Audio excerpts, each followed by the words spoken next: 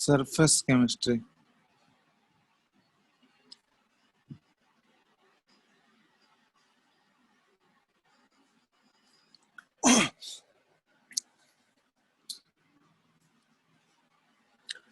ठीक है, तो ये पूरा थ्योरेटिकल चैप्टर है, इसमें कोई भी न्यूमेरिकल नहीं मिलेगा। ठीक है, इसमें एनसीईआरटी है सबके पास 12th का, प्लस 12th का रखे हो एनसीईआरटी?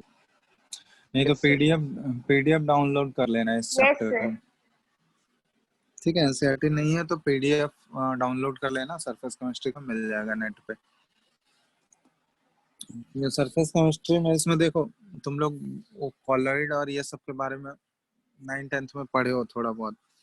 ठीक है, वही सारा चीज है, मतलब एग्जैक्टली सेम नहीं है वो सारा चीज, बहुत सारा चीज डिफरेंट भी पढ़ेंगे, वही सारा चीज का एक्सटेंशन है। तुम लोग 9th-10th में पढ़े होगे कॉलॉइड का डेफिनेशन क्या होता है, ठीक है, कितने टाइप्स के कॉलॉइड होते हैं, on the basis of phase पढ़े होगे। ठीक है, यहाँ पे हम लोग बहुत सारे और भी टाइप्स पढ़ेंगे, टाइप्स का क्राइटेरिया अलग अलग होगा। उसके बाद प्रिपरेशन पढ़ेंगे, कैसे प्रिपेयर होता है, फिर प्रैक्टिकल एप्लीकेशन कहाँ अप्लाई होता है वो। ठीक है, उसके बाद प्रॉपर्टीज क्या क्या होते हैं, तो कॉलॉइड के बारे में पढ़ना है। उसके बाद सरफेस फेनोमेनन, क्योंकि चैप्टर ही है सरफेस केमिस्ट्री, तो सरफेस फेनोमेनन के बारे में डिटेल में पढ़ना है। ठीक है, कौन कौन से सरफेस फेनोमेनन होते हैं, ठीक है, उसके कितने टाइप्स होते हैं, वो सारा चीज करना है इस चैप्टर में। तो पूरा थ्योरेटिकल ही चैप्टर है, उसमें कोई भी न्यूमेरिकल नहीं मिलेगा, तो इसलिए हम बोलेंगे कि जितना पढ़ाएंगे जो हर दिन, उतना NCERT line by line read करना। ठीक है, हर दिन, क्योंकि डायरेक्ट प्रीवियस ईयर में देखोगे इस चैप्टर के क्वेश्चंस डायरेक्ट एनसीईआरटी से पूछे जाते हैं, डायरेक्ट क्वेश्चन पूछा है, एप्लीकेशन वाले पार्ट से भी क्वेश्चन पूछा गया है। ठीक है, और थ्योरी वाले एनसीईआरटी से डायरेक्ट पूछा जाता है, तो इसलिए NCERT line by line read करना इस चैप्टर का इम्पोर्टेंट है। ये ज्यादा कुछ नहीं है, एक बार पढ़ लेना बस, एक बार समझने वाला चैप्टर है, ऐसा नहीं है कि सब कुछ याद करने वाला है, थोड़ा वो समझने वाला भी है। ठीक है, चलो स्टार्ट कर रहे हैं हम लोग सरफेस केमिस्ट्री। तो एक्चुअली सरफेस केमिस्ट्री में हम लोग पढ़ेंगे, मतलब उन सभी फेनोमेनन के बारे में पढ़ेंगे डिटेल में जो सरफेस पे होते हैं। ठीक है, फेनोमेनन इसको हम लोग बोलते हैं phenomenon occurring at the surface.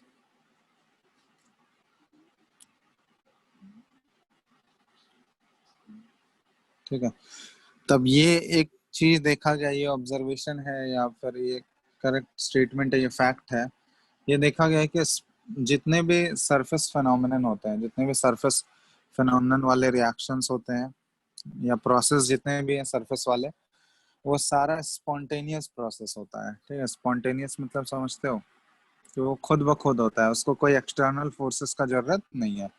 तो सरफेस फेनोमेनन जो होता है ये स्पॉन्टेनियस इन नेचर है, स्पॉन्टेनियस इन नेचर। ठीक है, मतलब इसको कोई भी एक्सटर्नल फोर्स का जरूरत नहीं है, इसको इनिशिएट करने का जरूरत नहीं है, कहीं भी सरफेस फेनोमेनन हो रहा है वो खुद होता है। ठीक है, तो स्पॉन्टेनियस का मतलब वही हुआ। थर्मोडायनेमिक्स पढ़ लिए हो क्या तुम लोग? No, sir. थर्मोडायनेमिक्स नहीं हुआ है ना अभी, चलो ठीक है, कोई दिक्कत नहीं है। तो एक्चुअली देखो, ये सरफेस फेनोमेनन एक्चुअली होता क्यों है, ठीक है, क्या रीजन होता है सरफेस फेनोमेनन के पीछे। ठीक है, सरफेस पे ही क्यों एक्ट करता है, बाकी अंदर तक क्यों नहीं एक्ट करता है। ठीक है, तो उसके रीजन होते हैं। तो एक्चुअली क्या होता है, जो सरफेस पे मान लो कोई, हम लोग सॉलिड का सरफेस अगर एज्यूम करें, तो सॉलिड के सरफेस जो होते हैं उसमें बहुत सारे एटम्स होते हैं, एटम्स क्लोजली पैक्ड होते हैं सॉलिड में, हम लोग देखे हैं।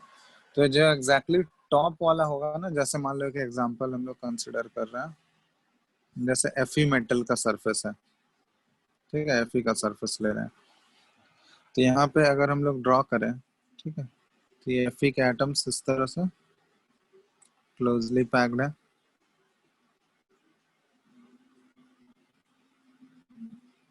आपस में ये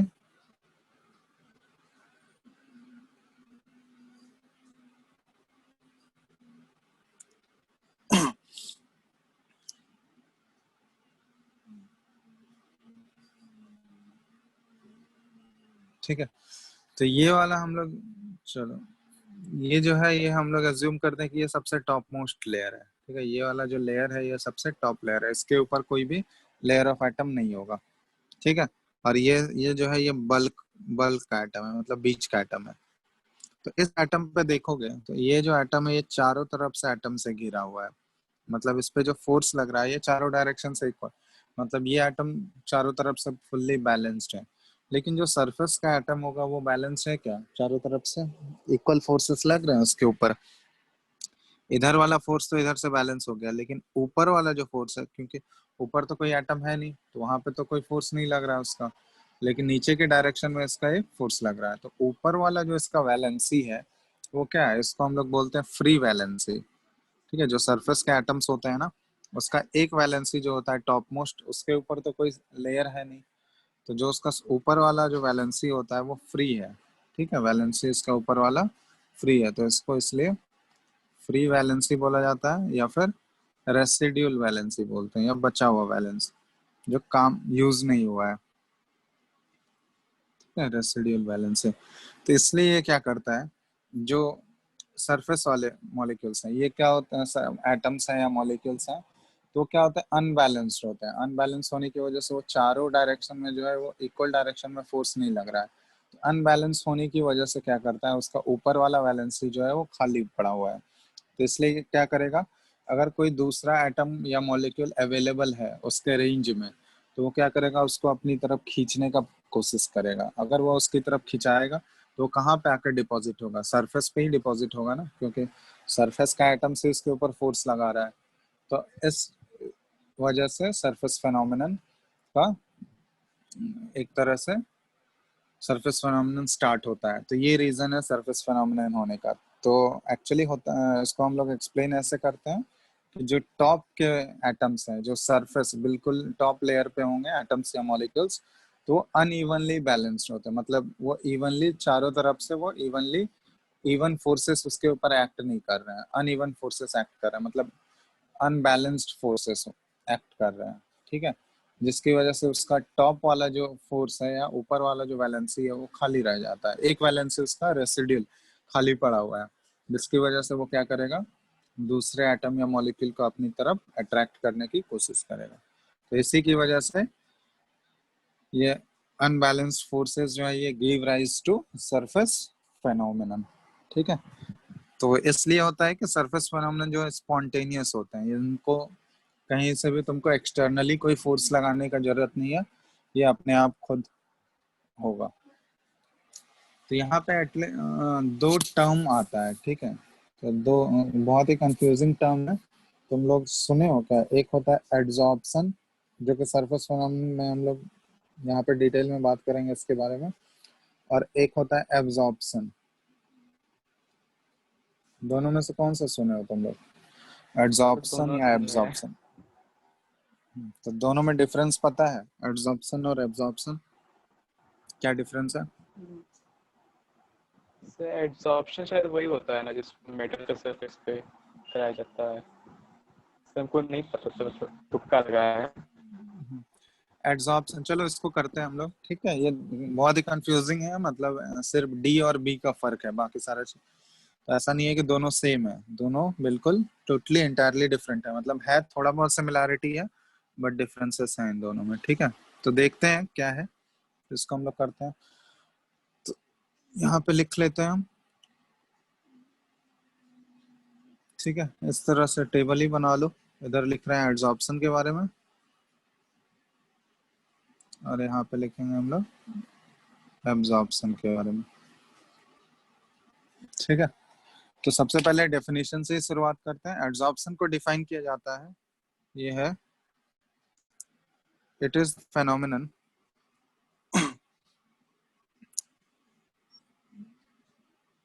in which there is high concentration of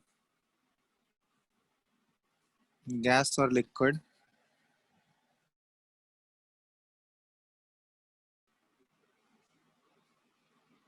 in comparison to the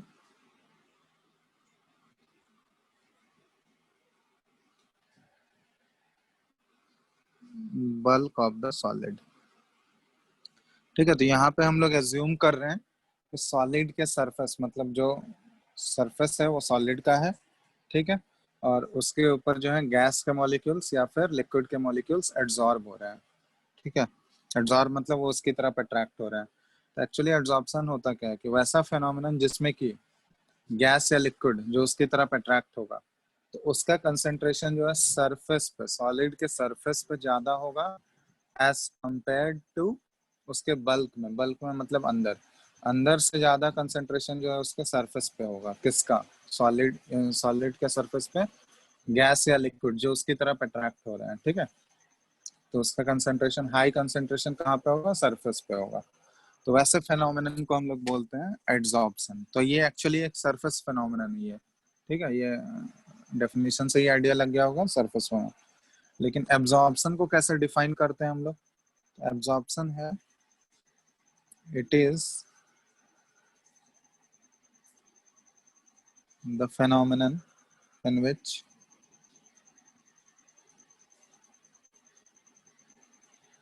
particles of gas or liquid are uniformly distributed throughout the bulk of the solid.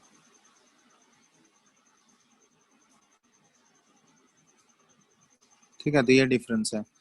तो जब एब्जॉर्प्शन की हम बात करेंगे, नो डाउट पहले तो वो सरफेस पे ही आएगा ना, समझ में आ रहा है। एब्जॉर्प्शन होने के लिए एब्जॉर्प्शन होना तो मैंडेटरी है, क्योंकि जब तक सरफेस पे आएगा नहीं तब तक तो अंदर जाएगा नहीं, ठीक है। तो इसलिए हम लोग यहाँ पे एक पॉइंट बोलते हैं कि absorption is followed by adsorption, ठीक है। यहाँ नोट करके भी लिख सकते हो, चलो वो लिख देंगे हम। एक्चुअली एब्जॉर्प्शन है क्या? It is the phenomenon in which the particles of gas या लिक्विड, ठीक है, गैस या लिक्विड के पार्टिकल्स ये क्या होंगे?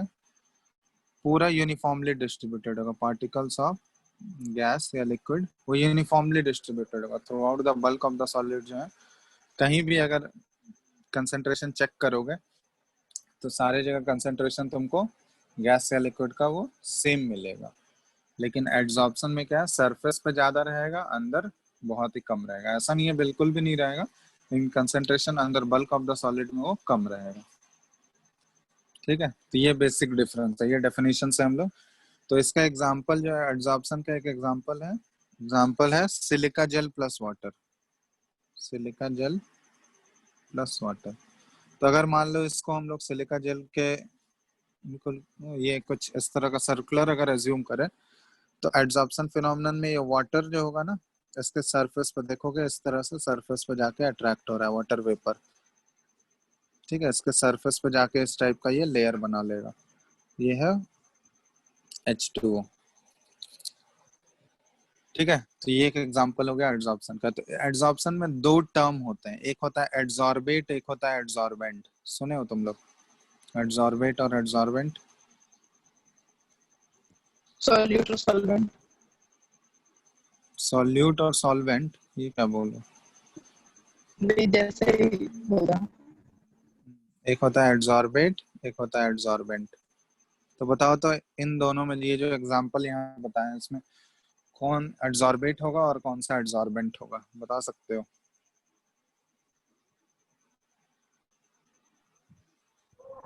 H2O absorbent। देखो सेम है, वो ऐसा बहुत ही आसान चीज है, कोई डिफिकल्ट नहीं। एड्सॉर्बेंट हम लोग बोलते हैं जिसके सरफेस पे एड्सॉर्प्शन हो रहा है। जैसे यहाँ पे सॉलिड के सरफेस पे हम लोग कंसिडर कर रहे थे, तो सॉलिड का सरफेस एड्सॉर्बेंट की तरह बिहेव करेगा। तो जिसके सरफेस पे एड्सॉर्बेंट होता है, सॉरी जिसके सरफेस पे एड्सॉर्प्शन होता है उसको एड्सॉर्बेंट बोलते हैं। और जो मॉलिक्यूल आके एड्सॉर्ब हो रहा है, ठीक है, उसको एड्सॉर्बेट बोलते हैं। अब बताओ तो। पहले H2O फिर सिलिका जेल। हाँ, तो H2O क्या हो गया? एड्सॉर्बेट या एड्सॉर्बेंट? तो H2O हो गया एड्सॉर्बेट, क्योंकि ये जाके उसके सरफेस पे अटैच कर रहा है, अटैच हो रहा है, ठीक है। तो जिसके सरफेस पे अटैच हो रहा है वो एड्सॉर्बेंट। तो सिलिका जेल क्या हो गया? ये एड्सॉर्बेंट हो गया, ठीक है। तो ये डिफरेंस है, ये ध्यान रखना। तो एड्सॉर्प्शन में दो टर्म्स आते हैं, इन्वॉल्व होते हैं, एक एड्सॉर्बेट और एड्सॉर्बेंट होता है, ठीक है। तो ये ध्यान रखना। इसी तरह एब्जॉर्प्शन का अगर एग्जांपल देखें हम लोग, तो इसमें एग्जांपल आ जाएगा CaCl2 plus H2O, calcium chloride में। तो ये एक एब्जॉर्प्शन का एग्जांपल है। इसमें देखोगे कैल्शियम क्लोराइड के मॉलिक्यूल जो है, इसमें वाटर जो है ये पूरा अंदर तक ही, कहीं भी तुम लोग मेजर करोगे या कहीं भी मेजर करें तो पूरा यूनिफॉर्मली डिस्ट्रीब्यूटेड होगा। ठीक है, तो यहाँ पे एक जो पॉइंट बोल रहे थे, एब्जॉर्प्शन, ठीक है, इज फॉलोड बाय एब्जॉर्प्शन।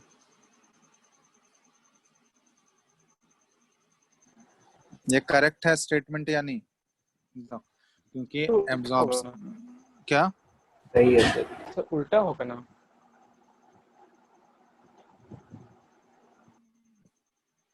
पहले एब्जॉर्प्शन होता है फिर एब्जॉर्प्शन। हाँ, ऑब्वियसली एब्जॉर्प्शन होने के लिए क्या होगा, एब्जॉर्प्शन होना जरूरी है ना। तो सर पहले एब्जॉर्प्शन लिखाएगा ना। अच्छा, उल्टा लिख दिए क्या? Yes sir. सही है सर। क्या लिखे हम? Absorption is followed by absorption, सही तो है। सही है सर। एब्जॉर्प्शन के बारे में बात कर रहे हैं ना, पहले एब्जॉर्प्शन अच्छा होगा यार तभी तो। ठीक है सर, ठीक है सर। हाँ सर। हाँ, सही तो है। मतलब प्रीसीडेड अगर लिखोगे तो ऐसे लिख सकते हो, इसी को दूसरा स्टेटमेंट के टर्म में लिख यस सकते सर, हैं कि yes sir. Absorption is preceded bye absorption. ठीक है, अगर एब्जॉर्प्शन के टर्म में लिखना है तो वहां पे तुमको प्रीसीडेड बाय लिखना होगा। ठीक है, क्योंकि एब्जॉर्प्शन के बारे में बात कर रहे हैं, तो absorption is followed by absorption. तो जब भी एब्जॉर्प्शन होना है तो उससे पहले एब्जॉर्प्शन होगा तभी एब्जॉर्प्शन होगा। ठीक है, अब जरूरी नहीं है कि हर केस में अगर एब्जॉर्प्शन हो रहा है तो एब्जॉर्प्शन भी होगा।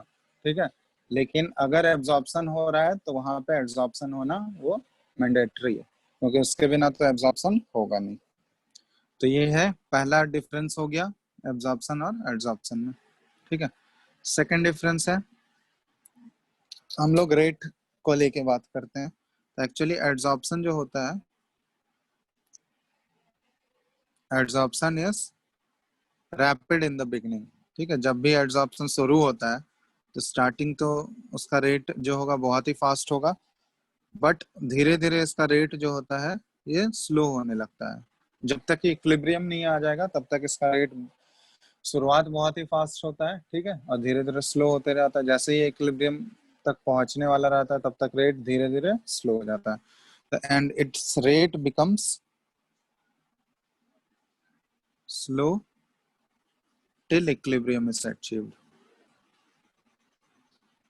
till equilibrium is achieved। ठीक है, तो ये हो गया। लेकिन एब्जॉर्प्शन में अगर हम लोग बात करें तो एब्जॉर्प्शन जो है ये पूरा यूनिफॉर्म रेट पे हमेशा, मतलब थ्रू आउट जब भी ये प्रोसेस होगा, थ्रू आउट द प्रोसेस उसका रेट जो होता है ये यूनिफॉर्म रेट पे होता है। तो absorption occurs at uniform rate. ठीक है, तो ये बेसिक डिफरेंस है किसके किसके बीच में, एब्जॉर्प्शन और एब्जॉर्प्शन के बीच में। ठीक है, तो कहीं भी अगर पूछा जाए तो ये डिफरेंस है, ये ध्यान रखना। इसमें और कुछ कुछ बेसिक टर्म्स होते हैं जो हम लोग देखेंगे। ठीक है, इसमें कोई डाउट नहीं है ना किसी को यहाँ तक? इसमें कुछ कुछ टर्म्स होते हैं, बस ये टर्म्स का मतलब जानना जरूरी है। ठीक है, एक होता है सॉर्प्शन। तो सॉर्प्शन हम लोग देखो ये कलेक्टिव टर्म होता है कि जहाँ पे एड्सॉर्प्शन और एब्जॉर्प्शन दोनों हो रहा है ना साइमल्टेनियसली, तो वहां पे हम लोग इसके लिए यूज कर लेते हैं sorption, adsorption and absorption, sorry, absorption and absorption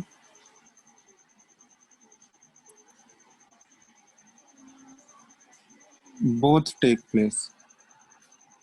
ठीक है, तो उसके लिए कलेक्टिव टर्म यूज कर लेते हैं हम लोग सॉर्प्शन। यहाँ पे एक और टर्म आता है डिसॉर्प्शन। तो डिसऑप्शन ये जस्ट उल्टा हुआ, रिवर्स ऑफ सॉर्प्शन हम लोग बोलते हैं इसको, रिवर्स ऑफ सॉर्प्शन। मतलब समझ रहे हो ना, रिवर्स ऑफ सॉर्प्शन। तो सॉर्प्शन में क्या होगा, जो गैस या लिक्विड के मॉलिक्यूल्स हैं वो पहले उसके सरफेस पे आएगा फिर अंदर जाएगा। ठीक है, लेकिन डिसऑप्शन में क्या होगा कि जो अंदर गया, जो लिक्विड या गैस के मॉलिक्यूल्स जो सॉलिड के अंदर गया बल्क में, वो धीरे धीरे बाहर निकलना स्टार्ट होगा, जस्ट उसका उल्टा होगा प्रोसेस। वो धीरे धीरे बाहर निकलेगा, पहले सरफेस पे आएगा फिर सरफेस से और दूर जाएगा। तो उस प्रोसेस को हम लोग बोलते हैं डिसॉर्प्शन, रिवर्स ऑब्सॉर्प्शन। ठीक है, यहाँ पे एक और टर्म आता है ऑक्लूजन। ठीक है, ये सारे टर्म्स हैं, इन सबका मतलब ऑक्लूजन। तो ऑक्लूजन एक्चुअली क्या है? The phenomenon of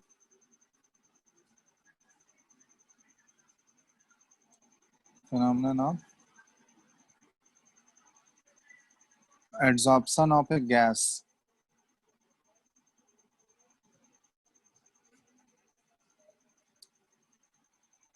on the surface of metal is called occlusion। ठीक है, ये ध्यान रखना कि ये गैस का अगर एड्सॉर्प्शन, गैस के मॉलिक्यूल्स अगर एड्सॉर्ब हो रहे हैं किसी मेटालिक सरफेस पे, तो उसके लिए एक स्पेशल टर्म यूज किया जाता है, ऑक्लूजन बोलते हैं उसको। ठीक है, जैसे तुम लोग हाइड्रोजनेशन रिएक्शन सब पढ़े होगे, तो उसमें एक्चुअली क्या होता है, जो मेटालिक सरफेस पे ही हाइड्रोजन गैस एड्सॉर्ब होते हैं ना आके। ठीक है, तो वहाँ पे ये उसको एक स्पेशल टर्म से ही बोला जाता है। ठीक है, ऑक्लूजन बोला जाता है उसको, कि अगर गैस के मॉलिक्यूल्स मेटालिक सरफेस पे एड्सॉर्ब हो रहा है तो वो प्रोसेस क्या कहलाता है? ऑक्लूजन। तो इन दोनों में बताओ तो कौन एड्सॉर्बेट है और कौन एड्सॉर्बेंट है?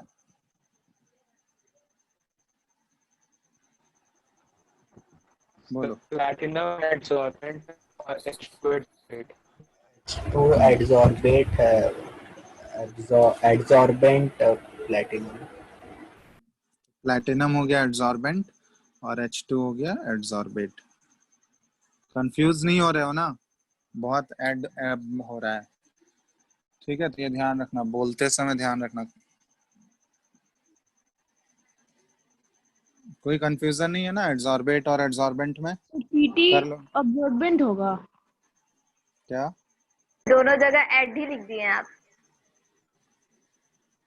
हाँ, क्या क्या बोल रहे हो? सही क्लियर है नहीं है। Sir.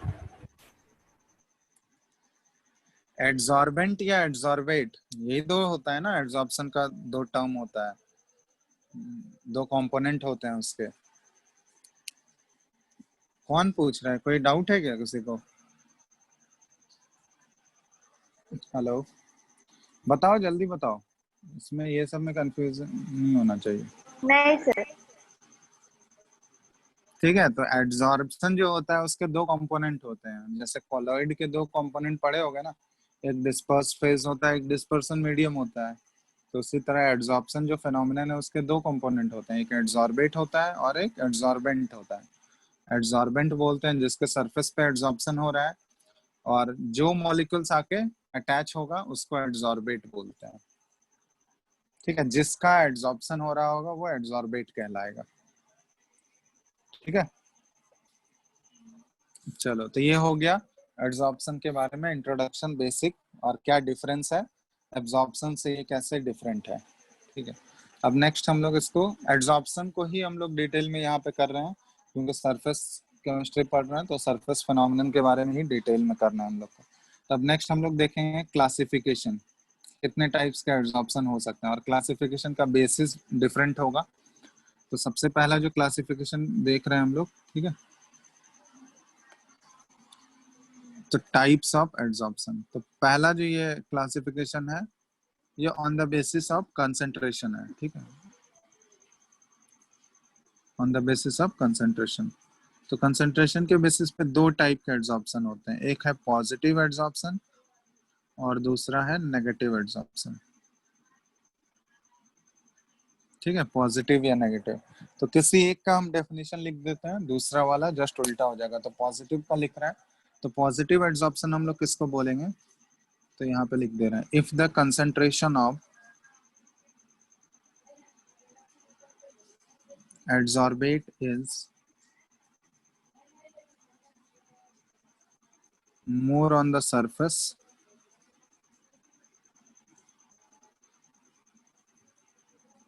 of the adsorbent than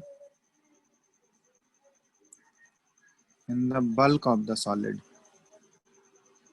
तो अगर ये इस तरह का केस होगा, जो कि नॉर्मल एड्सॉर्प्शन में होता है, ठीक है, कि एडसॉर्बेट का अगर कंसेंट्रेशन सरफेस पे ज्यादा है बल्क से ज्यादा, तो इसको हम लोग पॉजिटिव एडसॉर्प्शन बोलते हैं। तो इसका एग्जांपल होता है कॉन्सेंट्रेटेड KCl, ठीक है, एक एग्जांपल है, plus blood charcoal, blood charcoal. तो ये हो गया पॉजिटिव एडसॉर्प्शन। नेगेटिव जस्ट इसका उल्टा हो जाएगा, ठीक है। नेगेटिव में क्या होगा, तो सरफेस पे एडसॉर्बेट का कंसेंट्रेशन कम हो जाएगा और बल्क में ही ज्यादा हो जाएगा, ठीक है।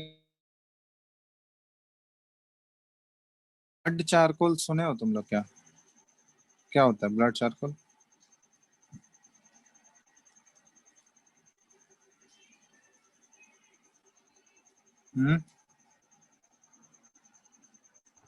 हेलो, नहीं पता सर। बायो में नहीं पढ़े हो ब्लड चारकोल? नहीं sir. Blood charcoal actually blood से ही बनता है, ठीक है। मतलब ब्लड को इवापोरेट किया जाता है, इवापोरेट करके उसको फिर बहुत केमिकल ट्रीटमेंट किया जाता है। केमिकल इवापोरेशन करने के बाद उसका कुछ कुछ केमिकल ट्रीटमेंट किया जाता है, जैसे उसको वॉश, शायद हाइड्रोक्लोरिक एसिड या फिर किससे ट्रीट किया जाता है, तो उससे जो बनेगा ऑब्टेन होता है उसको ब्लड चारकोल बोलते हैं। इग्नाइट करके वो पूरा एक मास, सॉलिड मास ऑब्टेन किया जाता है उसका, तो उसको ब्लड चार, जैसे वुड चारकोल सुने होंगे ना, वुड चारकोल। Yes sir. हाँ, तो उसी तरह वुड से जैसे चारकोल बनता है, उसी तरह ब्लड केमिकल ट्रीट करके ब्लड से चारकोल बनाया जाता है। तो concentrated KCl plus blood charcoal, इन दोनों का यहाँ पे ये जो, हाँ, इसको बोलते हैं, ये पॉजिटिव एड्सॉर्प्शन का एग्जांपल है। लेकिन नेगेटिव एड्सॉर्प्शन में ये देखो, यहीं पे अगर हम लोग ये एग्जांपल ले रहे हैं, तो कंसेंट्रेटेड की जगह अगर डाइल्यूट KCl ले लोगे ना और प्लस ब्लड चारकोल, तो ये नेगेटिव एड्सॉर्प्शन का एग्जांपल हो जाएगा, ठीक है। तो ये ध्यान रखना, कॉन्सेंट्रेटेड अगर एग्जाम्पल होगा, पूछा जाता है कि कौन सा किसका है? नहीं ऐसा एग्जाम्पल, ये पॉइंट बता रहे थे कि एड्सॉर्बेंट मॉलिक्यूल का जो स्टेट है वो सरफेस पे हो सकता है कि बल्क में जो स्टेट है उससे डिफरेंट भी हो सकता है, जरूरी नहीं है कि हर केसेस में सेम ही रहेंगे।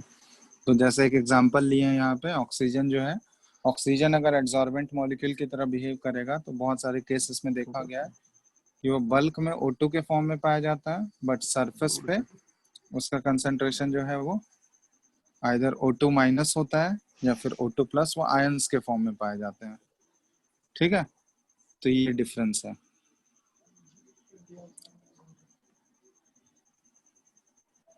क्लियर है?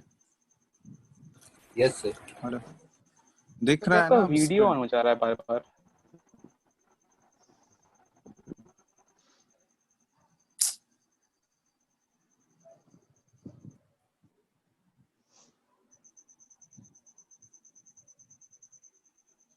एक मिनट रुको।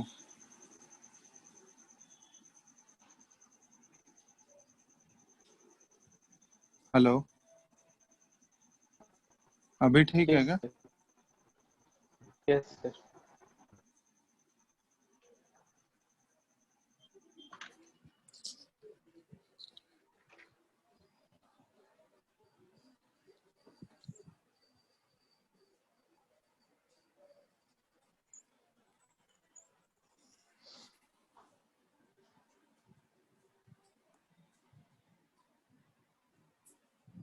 ठीक है, अभी स्क्रीन दिख रहा है तुम लोगों को?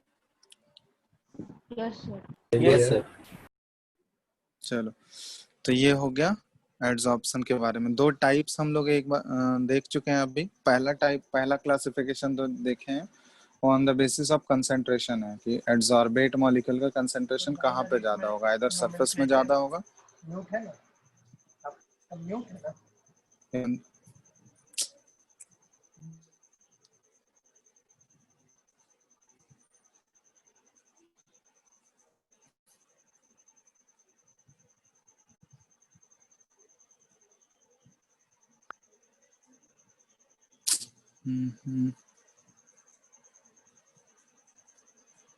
ठीक है।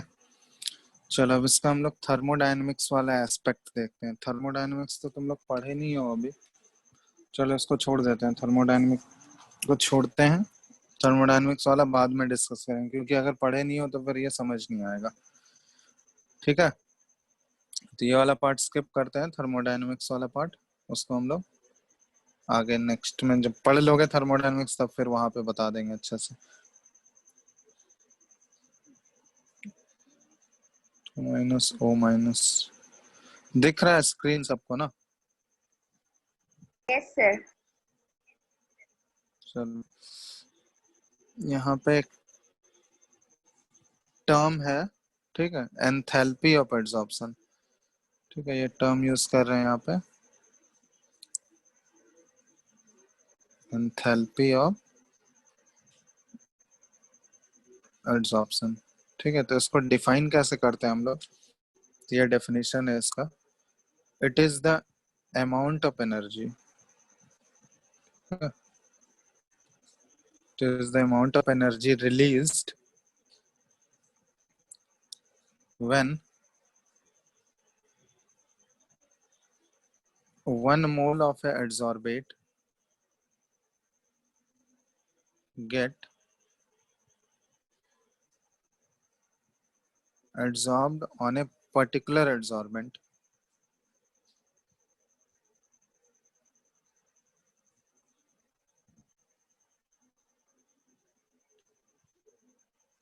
at equilibrium।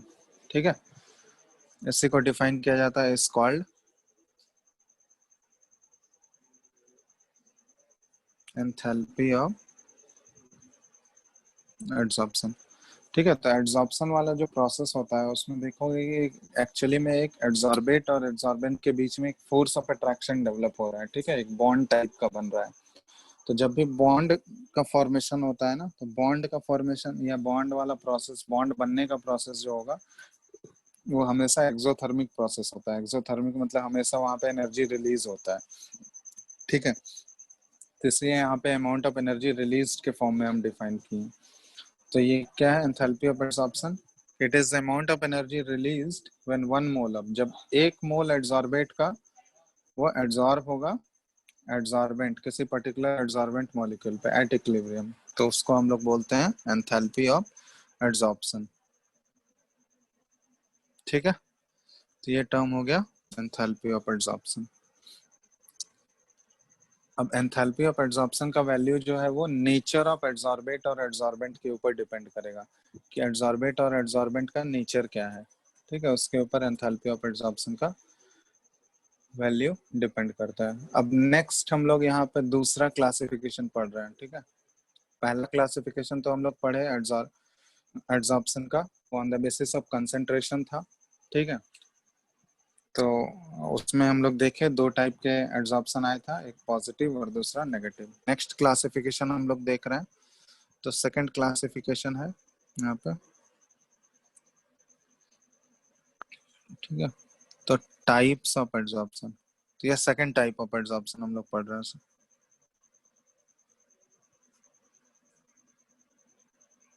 ये ऑन द बेसिस ऑफ, ठीक है, ये जो क्लासिफिकेशन किया जा रहा है ये है on the basis of force of attraction between adsorbate and adsorbent। ठीक है, एड्सॉर्बेट और एड्सॉर्बेंट के बीच में कैसा फोर्स ऑफ अट्रैक्शन है, नेचर क्या है, on the basis of in nature of force of attraction. ठीक है, इसके बेसिस पे कितने टाइप्स का एड्सॉर्प्शन हो सकते हैं, तो इनके बेसिस पे 2 टाइप क्लासिफाई किया गया है। पहला है फिजिकल एड्सॉर्प्शन, ठीक है, या फिर इसको वांडर वाल एड्सॉर्प्शन भी बोला जाता है। फिजिकल एड्सॉर्प्शन या फिर वांडर वाल एड्सॉर्प्शन, या फिर इसी का दूसरा नेम है, इसको फिजिसॉर्प्शन भी बोला जाता है, फिजिसॉर्प्शन। ठीक है, फिजिकल एड्सॉर्प्शन या फिर फिजिसॉर्प्शन।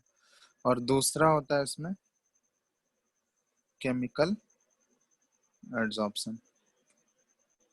ठीक है, केमिकल एड्सॉर्प्शन या फिर इसको एक्टिवेटेड, इसका दूसरा नेम है एक्टिवेटेड एड्सॉर्प्शन बोला जाता है, या फिर केमिसॉर्प्शन भी बोला जाता है इसको।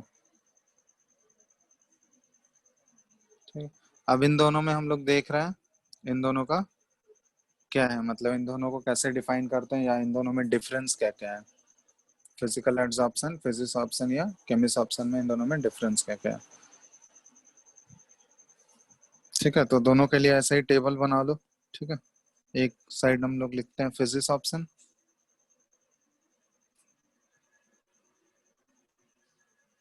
और दूसरे साइड लिखेंगे chemist option.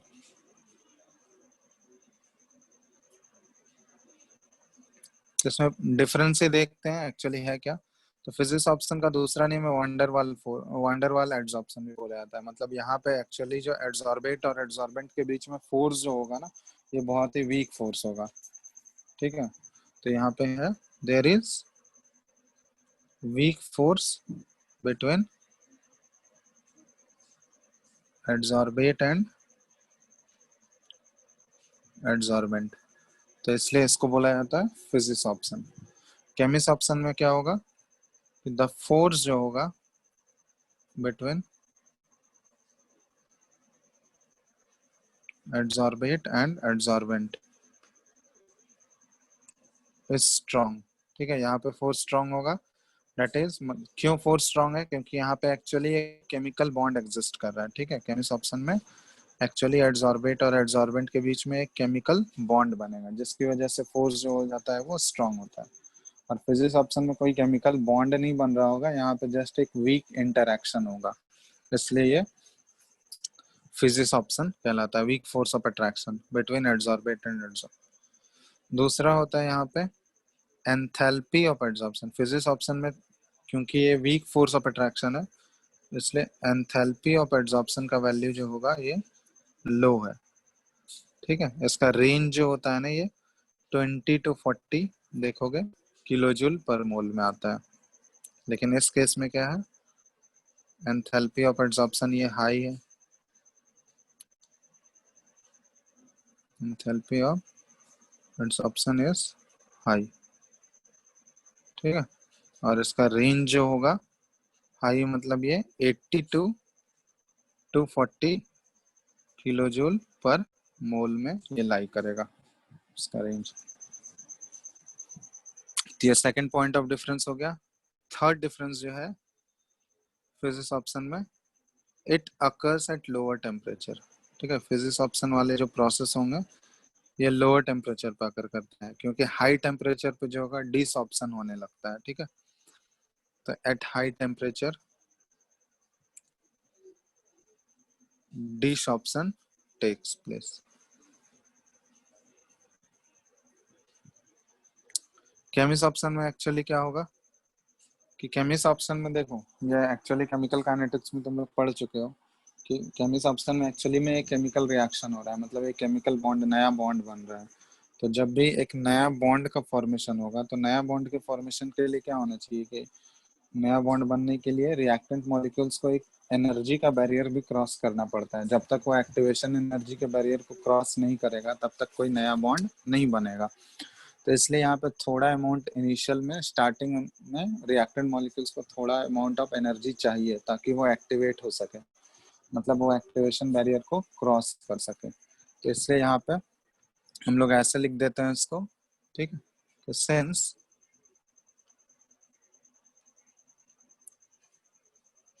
chemical reaction takes place between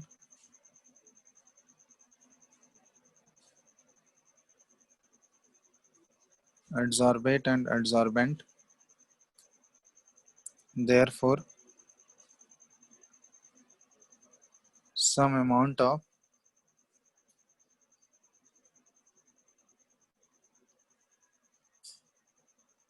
activation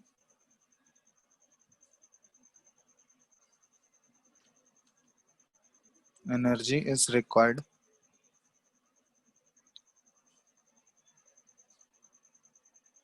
to activate the reactant molecules। ठीक है, तो इसलिए यहाँ पे इनिशियल में थोड़ा अमाउंट चाहिए एनर्जी ताकि ये एक्टिवेशन वाले बैरियर को क्रॉस कर सके, एक्टिवेशन एनर्जी वाले बैरियर को वो क्रॉस कर सके। ठीक है, तो ये डिफरेंस समझ में आ रहा है ना सबको, या कोई डाउट है? बताओ। हेलो, जितना Yes, पॉइंट sir. अभी बताया ये समझ में आ रहा है सबको? Yes, sir. चलो, तो ये 3 पॉइंट हो गया। इसके बाद नेक्स्ट यहाँ पे बात कर रहे हैं, नेक्स्ट पॉइंट ऑफ डिफरेंस हम लोग लिख सकते हैं फिजिक्स ऑप्शन में। लिख सकते हैं कि फिजिक्स ऑप्शन जो होता है इट इज रिवर्सिबल प्रोसेस। ठीक है, it is reversible in nature. तो फिजिक्स, क्योंकि यहाँ पे एक्चुअली कोई केमिकल बॉन्ड नहीं बन रहा है, बॉन्ड नहीं बन रहा है, जस्ट एक वीक इंटरेक्शन है, तो इसलिए ये जो प्रोसेस होता है ये रिवर्सिबल है। ठीक है, फिजिक्स ऑप्शन। लेकिन केमिस्ट ऑप्शन में यहाँ एक्चुअली एक बॉन्ड बन रहा है, बॉन्ड बनने की वजह से ये प्रोसेस जो है इरिवर्सिबल हो जाता है, या फिर इट इज नॉट रिवर्सिबल हम लोग लिख सकते हैं। ये रिवर्सिबल नहीं होता है। ये हो गया। नेक्स्ट कि यहाँ पे कोई केमिकल रिएक्शन नहीं हो रहा है, जस्ट एक वीक इंटरेक्शन है, तो इसलिए हम लोग बोल देते हैं it is a non specific process. ठीक है, फिजिक्स ऑप्शन में हम लोग बोल सकते हैं कि it is a non specific process.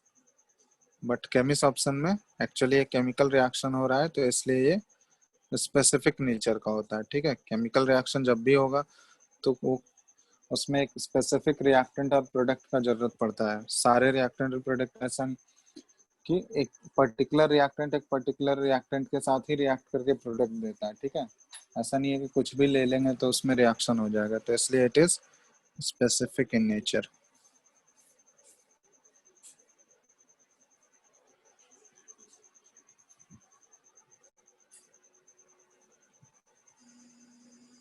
तो ये हो गया। इसमें एक और पॉइंट है कि ये जो केमिस्ट ऑप्शन होता है, सॉरी पहले फिजिक्स ऑप्शन देख रहा है, तो ये फिजिक्स ऑप्शन जो है ये मल्टी मॉलिकुलर लेयर बनाता है, क्योंकि ये एक वीक इंटरेक्शन है यहाँ पे। ठीक है, तो वीक इंटरेक्शन की वजह से क्या होता है कि बहुत सारे, इसमें देखोगे बहुत सारे डिफरेंट लेयर्स फॉर्म हो जाते हैं, क्योंकि इंटरेक्शन वीक है, तो पॉसिबिलिटी ये है कि बहुत सारे मॉलिक्यूल्स के लेयर एक के ऊपर एक बनते जाएंगे। लेकिन यहाँ पे केमिस्ट ऑप्शन के केस में क्या है, strong force of attraction, actually में केमिकल रिएक्शन हो रहा है, तो इसलिए ये क्या बनाता है, मोनो लेयर्स बनाता है। ठीक है, सिंगल लेयर बनाएगा ये, इट फॉर्म्स मोनो लेयर्स। तो ये डिफरेंस है। तो ये फिजिकल और केमिकल एड्सॉर्प्शन या फिर फिजिक्स ऑप्शन या केमिस्ट ऑप्शन। अब इसमें एक और चीज है कि फिजिक्स ऑप्शन का एक्टिवेशन एनर्जी कम होता है, उसका एक्टिवेशन एनर्जी हाई है। ठीक है, तो ये सारा कुछ कुछ पॉइंट्स है बेसिक जो कि इन दोनों को डिफरेंशिएट करता है, फिजिक्स ऑप्शन और केमिस्ट ऑप्शन। यहाँ पे एक्चुअली हम एक आइसो बार की बात करते हैं, एड्सॉर्प्शन आइसो बार ड्रॉ करते हैं।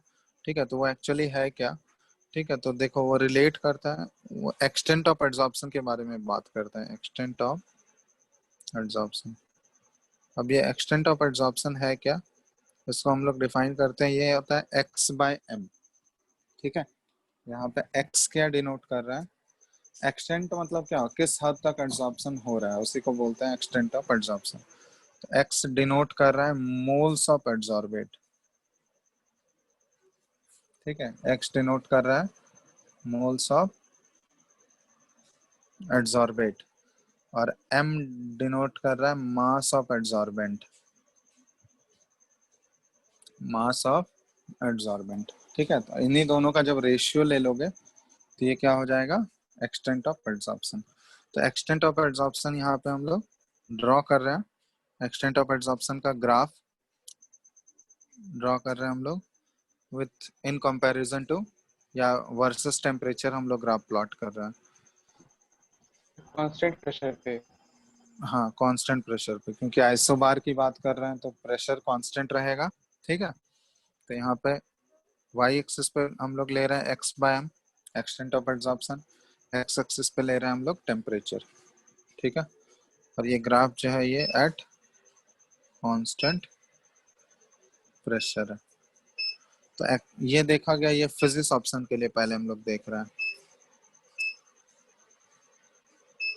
तो फिजिक्स ऑप्शन में ये देखा गया है कि क्योंकि फिजिक्स ऑप्शन में हम लोग ऑलरेडी पहले ही पढ़ चुके हैं, क्या होता है कि टेम्परेचर, वो फिजिक्स ऑप्शन वाले जितने भी प्रोसेस होते हैं वो लोअर टेम्परेचर पे होता है। ठीक है, जैसे हाई टेम्परेचर करोगे तो वो डिस ऑप्शन होने लगता है, वो ऑलरेडी हम लोग पढ़ चुके हैं। तो डिस ऑप्शन होने का मतलब क्या हुआ कि एक्सटेंट ऑफ एड्सॉर्प्शन का वैल्यू क्या होते जाएगा, वो कम होते जाएगा। डिसऑर्प्शन मतलब जो मॉलिक्यूल्स ऑलरेडी एड्सॉर्ब थे वो उसके सरफेस से बाहर निकलते जाएगा, ठीक है। तो डिसऑर्प्शन का वही मतलब हुआ। तो इसका मतलब क्या हुआ कि लो टेम्परेचर जब तक होगा तो एक्सटेंट ऑफ एड्सॉर्प्शन ज्यादा होगा, लेकिन जैसे जैसे टेम्परेचर बढ़ेगा तो एक्सटेंट ऑफ एड्सॉर्प्शन का वैल्यू ये डिक्रीज होता है।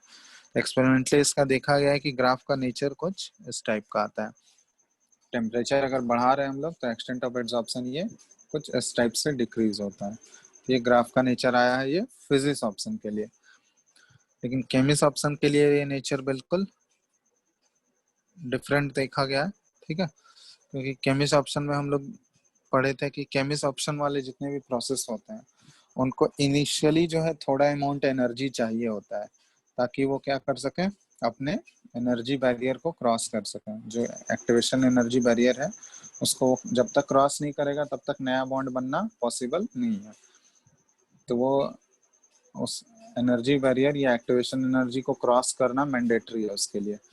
तो अगर हम लोग केमिस्ट ऑप्शन का रिप्रेजेंट करें यहाँ पे, ठीक है, एड्सॉर्प्शन आइसोबार बोलते हैं हम लोग इसको। ये जो ग्राफ हम लोग प्लॉट कर रहे हैं कांस्टेंट प्रेशर पे, इसको एड्सॉर्प्शन आइसोबार बोला जाता है, ठीक है, क्योंकि कांस्टेंट प्रेशर पे प्लॉटिंग किया जा रहा है। तो इधर केमिस्ट ऑप्शन के लिए हम लोग यहाँ भी वाई एक्सिस पे एक्सटेंट ऑफ एड्सॉर्प्शन x/m ही ले रहे हैं, ठीक है, और एक्स एक्सिस पे हम लोग ले रहे हैं टेम्परेचर। तो शुरुआत में क्या होगा, जैसे ही टेम्परेचर बढ़ाओगे इसको एनर्जी चाहिए, तो एनर्जी चाहिए तो मतलब टेम्परेचर बढ़ा के ही एनर्जी देना होगा। तो शुरुआत में जब चाहिए होता है तो टेम्परेचर जैसे इंक्रीज करते हैं शुरुआत में इसका एक्सटेंट ऑफ एड्सॉर्प्शन बढ़ता है, ठीक है, एक्सटेंट ऑफ एड्सॉर्प्शन इंक्रीज हुआ। लेकिन यहाँ पे क्या होता है कि टेम्परेचर जब बहुत ज्यादा हाई हो जाता है तो एक्सटेंट ऑफ एड्सॉर्प्शन इसका धीरे धीरे ये कम होने लगता है, ठीक है। तो यहाँ पे ये ग्राफ का नेचर कुछ इस टाइप का आ जाता है। तो इनिशियली ये टेम्परेचर बढ़ाने पे एक्सटेंट ऑफ एड्सॉर्प्शन बढ़ता है, लेकिन बहुत ही हाई टेम्परेचर अगर कर देंगे तो उसके बाद ये क्या होता है, एक्सटेंट ऑफ एड्सॉर्प्शन ये कम होने लगता है। ये केमिस्ट ऑप्शन का है, ये भी एट कांस्टेंट प्रेशर है। तो ये डिफरेंस है दोनों में, फिजिक्स ऑप्शन और केमिस्ट ऑप्शन में, ठीक है। तो ये वेरिएशन होता है कि टेम्परेचर के साथ इनका एक्सटेंट ऑफ एड्सॉर्प्शन दोनों डिफरेंटली वेरी करते हैं।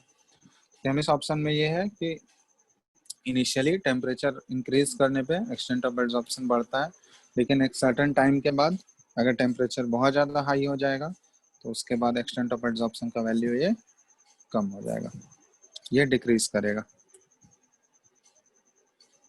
ठीक है। तो ये हो गया फिजिक्स ऑप्शन और केमिस्ट ऑप्शन में हम लोग ये डिफरेंस देखना है। कोई डाउट है इसमें किसी को, बताओ, फिजिक्स ऑप्शन और केमिस्ट ऑप्शन वाले पार्ट में?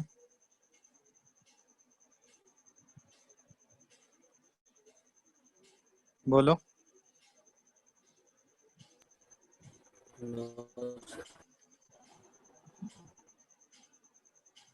यहाँ तक कोई डाउट है किसी को, देख लो एक बार फिजिक्स ऑप्शन या केमिस्ट ऑप्शन वाले पार्ट में, इन दोनों के डिफरेंस में, ठीक है।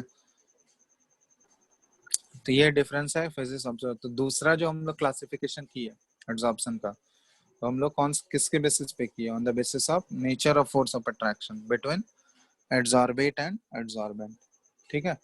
तो पहला जो क्लासिफिकेशन किए थे हम लोग पॉजिटिव और नेगेटिव वाला, वो on the basis of concentration किए थे, ठीक है, कंसंट्रेशन के बेसिस पे किए थे। लेकिन यहाँ पे जो हम लोग कर रहे हैं वो एक्सटेंट, ये nature of force of attraction between adsorbate and adsorbent उसके बेसिस पे किए, ठीक है। यहाँ पे एक टर्म आता है, इसमें देखोगे टर्म आता है जिसको बोलते हैं हम लोग कॉम्पिटेटिव एड्सॉर्प्शन, ठीक है, कॉम्पिटेटिव एड्सॉर्प्शन। वो डिफाइन करते हैं हम क्या होता है।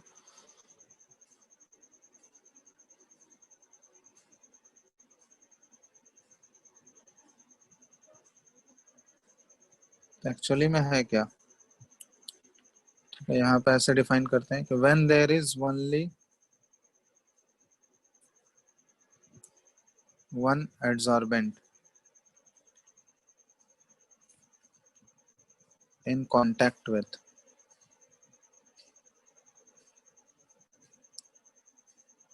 two or more than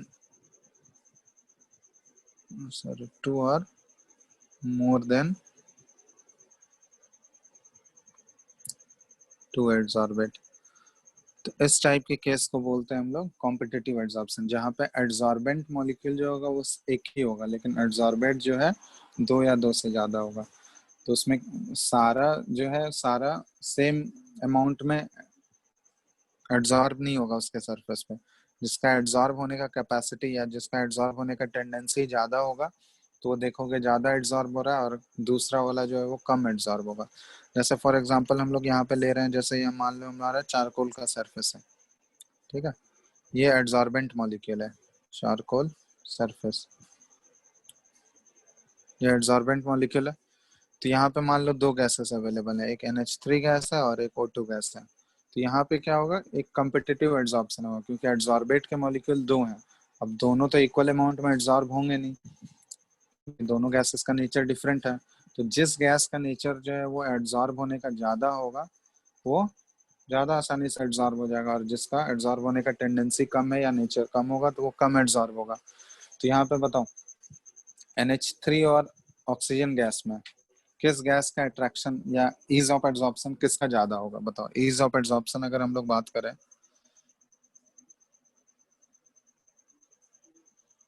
तो कौन से गैस का ज्यादा होगा, अमोनिया का या वाटर, सॉरी ऑक्सीजन NH3 का? क्यों, किस बेसिस पे बोल रहा हूँ? सब पोलर NH3 का मॉलिक्यूल है। अमोनिया। हाँ, पोलैरिटी, क्योंकि एक्चुअली तुम लोग रियल गैसेस पढ़ चुके हो, ठीक है, states of mental gases state पढ़ चुके हो। तो वहाँ पे एक्चुअली हम लोग ऐसे डिफाइन करते हैं कि जिस गैस का ए का वैल्यू, ठीक है, वंडरवाल कांस्टेंट ए का वैल्यू ज्यादा है, क्योंकि इंटरैक्शन फोर्स या फोर्स ऑफ अट्रैक्शन तो कौन डिसाइड करता है? Van der Waals constant. इसके लिए ए ज्यादा होगा, उसका इंटरमोलिकुलर फोर्स तो ऑफ मोलर अट्रैक्शन। मास से भी कर सकते हैं। मोलर मास से भी कर सकते हैं। तो मोलर मास, ठीक है, ज्यादा मोलर मोलर मास मास से होगा हम तो लोग, फोर्स ऑफ अट्रैक्शन ज्यादा होगा।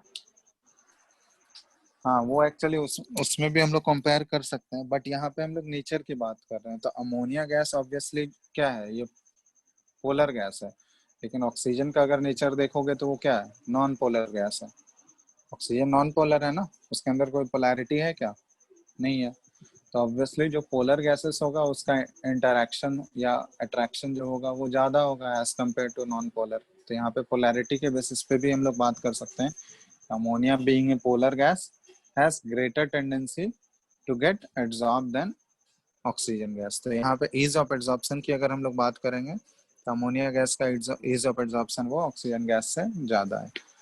तो यहाँ पे एक्चुअली इस टाइप से भी हो सकता है कि अमोनिया गैस का टेंडेंसी अगर एड्सॉर्ब होने का ज्यादा है तो यहाँ पे ये क्या करेगा कि ऑक्सीजन जो पहले से एड्सॉर्ब था चारकोल के सरफेस पे उसको वो डिस्प्लेस भी कर सकता है इनफैक्ट, ठीक है, क्योंकि अमोनिया गैस का एड्सॉर्प्शन टेंडेंसी ज्यादा है तो ऑक्सीजन जो भी एड्सॉर्ब हुआ है उसको वो डिस्प्लेस भी कर सकता है उसके सरफेस से, ठीक है। तो यहाँ पे ऐसे हम लोग लिख सकते हैं इसको कि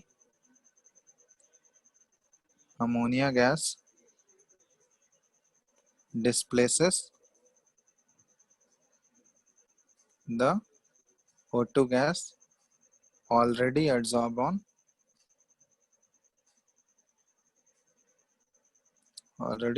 on the charcoal surface, ठीक है। तो ये होता है, इसको बोलते हैं हम लोग कॉम्पिटिटिव एड्सॉर्प्शन,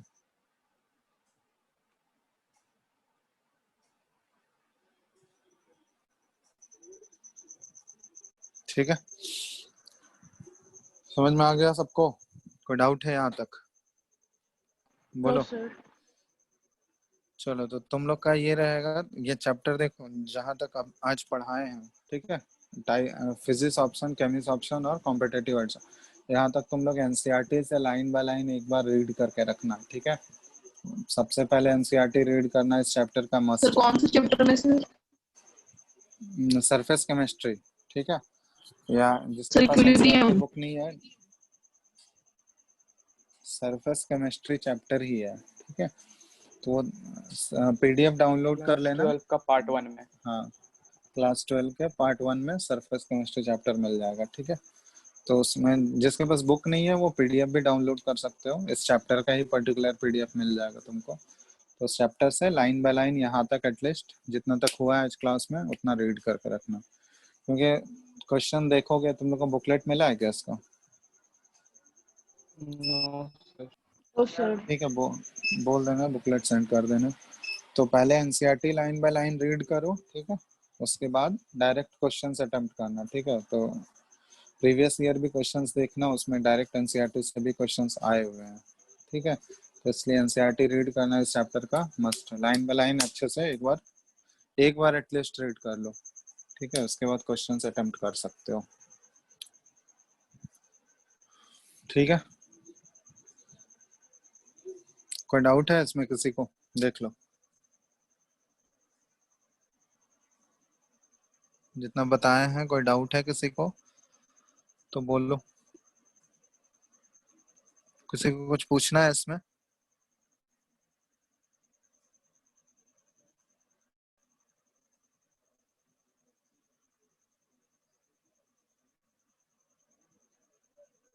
सर हम्म सिर्फ फिजियो ऑप्शन में जो अगर वीक फोर्स है तो इसमें मल्टी मॉलिक्यूलर लेयर कैसे बन जाता है?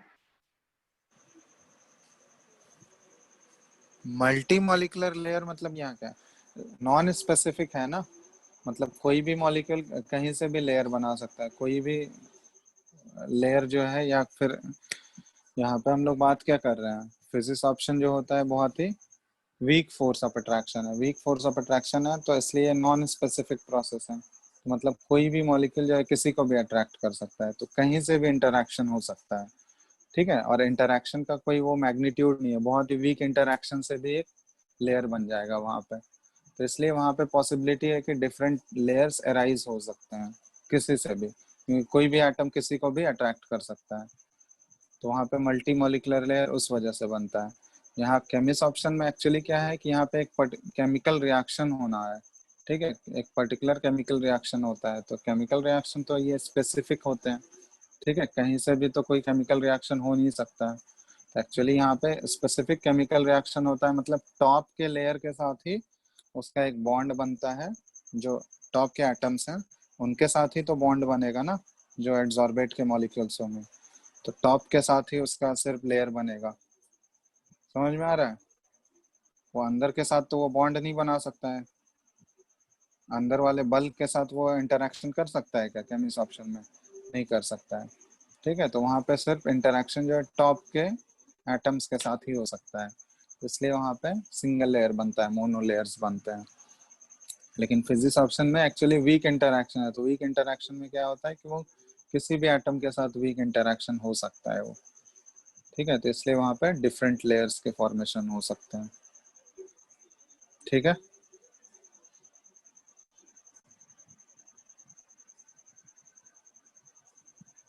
कोई डाउट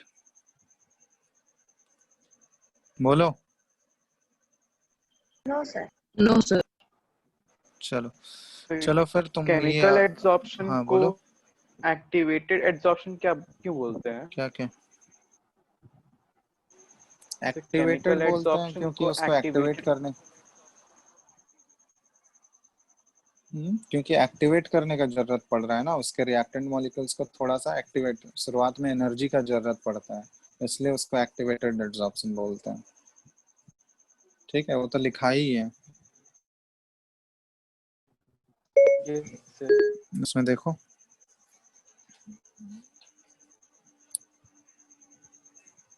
यहाँ पे लिखा है ना, some amount of activation energy is required to activate the इससे reactant molecules, जब तक वो एक्टिवेट नहीं होगा तो तब तक वो एनर्जी, वो एक्टिवेशन एनर्जी के बैरियर को जब तक वो क्रॉस नहीं करेगा तब तक वो एड्सॉर्प्शन होगा नहीं, ठीक है, तो इसलिए एक्टिवेटेड एड्सॉर्प्शन बोला जाता है। सर और अगर कुछ? एंथैल्पी हुआ तब? हम्म क्या? तो अगर एंथैल्पी 40 से 80 किलो जूल पर मोल हो गया तब क्या होगा?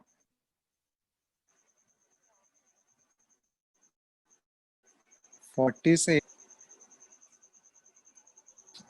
वो रेंज बोल रहे हो, फिजिक्स रेंज मतलब वो रेंज अब जरूरी जनरली देखा गया है, वो एग्जैक्ट वैल्यू थोड़ी ना लिख रहे हैं हम, ठीक है, वो जनरलाइज करके लिख रहे हैं कि केमिकल एब्जॉर्प्शन में वो देखा गया है कि वो 80 से 240 के बीच में रेंज होता है। वो अलग अलग बुक में देखोगे तो बहुत जगह अलग अलग रेंज तुमको मिलेगा, तो वो एक्चुअली अप्रोक्सीमेट रेंज लिखा हुआ है, वो एग्जैक्ट वैल्यू नहीं लिखा हुआ है, ठीक है ना, तो इसलिए उतना ज्यादा रेंज है। मतलब बात वहाँ वो समझो कि एंथैल्पी हाई क्यों होगा, क्योंकि वो फोर्स स्ट्रांग है, तो ऑब्वियसली उसको ब्रेक करने में भी ज्यादा एनर्जी लगेगा, तो इसलिए वहाँ एंथैल्पी ऑफ एब्जॉर्प्शन हाई होगा, ठीक है। फिजिक्स ऑप्शन में एंथैल्पी ऑफ एब्जॉर्प्शन वीक होगा, लो होगा, इसलिए क्योंकि तो फोर्स ऑफ मेल्टिंग पॉइंट और बॉइलिंग पॉइंट भी हाई होगा। मेल्टिंग पॉइंट और बॉइलिंग पॉइंट वो हम लोग मॉलिक्यूल में बात करते हैं, ये तो प्रोसेस है, यहाँ पे थोड़ी ना हम लोग बात करेंगे मेल्टिंग और बॉइलिंग, ये तो प्रोसेस के बारे में डिस्कस कर रहे हैं ना हम लोग।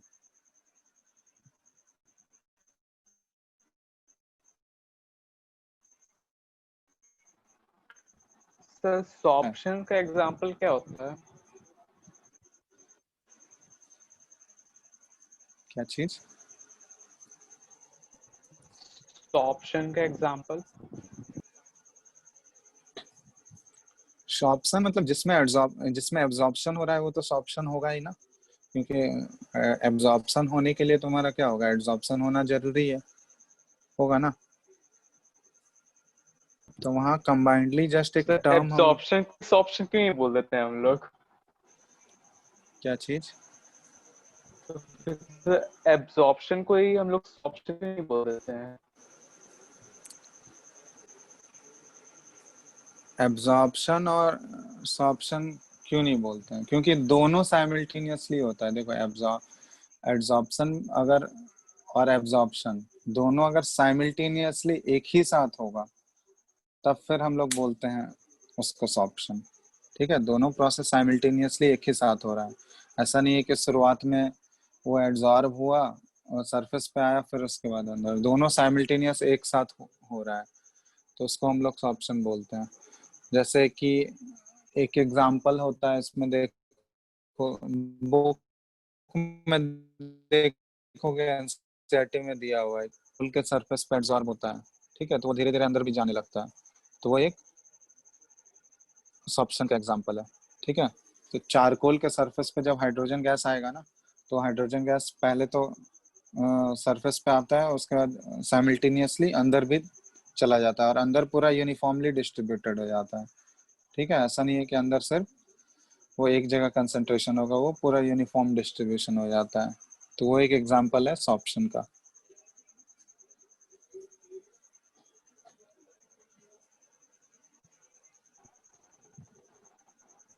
सर मतलब हम लोग ब्लैक बोर्ड में चौक से लिखते हैं और फिर उसको वैसे ही छोड़ देते हैं कुछ दिनों के लिए, तो फिर उसमें चिपक जाता है, तो फिर ये कौन सा किसका एग्जांपल हो गया, एडसॉर्प्शन या फिर एब्जॉर्प्शन?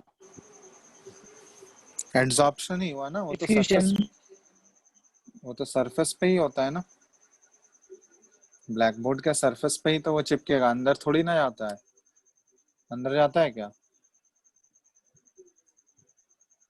लेकिन सर चौक जो गैस भी नहीं है, लिक्विड नहीं है। हम्म लेकिन सर चौक जो गैस या फिर लिक्विड नहीं है। अरे जरूरी नहीं है कि गैस और लिक्विड का ही एड्सॉर्प्शन होगा, सॉलिड और सॉलिड का भी एड्सॉर्प्शन होगा, ठीक है। यहाँ पे तो हम लोग केसेस कंसिडर कर रहे हैं कि गैस और लिक्विड वाला, क्योंकि मोस्टली देखा गया है कि गैस और लिक्विड के मॉलिक्यूल्स ही सॉलिड पे एड्सॉर्ब होते हैं, ठीक है, मोस्टली वो देखा गया। सॉलिड का सॉलिड जैसे चौक वाला एग्जांपल है, ठीक है, चौक जो ब्लैक बोर्ड का सरफेस पे, तो वो सॉलिड सॉलिड का एड्सॉर्प्शन हुआ, ठीक है ना, सॉलिड सॉलिड डिफ्यूजन भी बोलते हैं।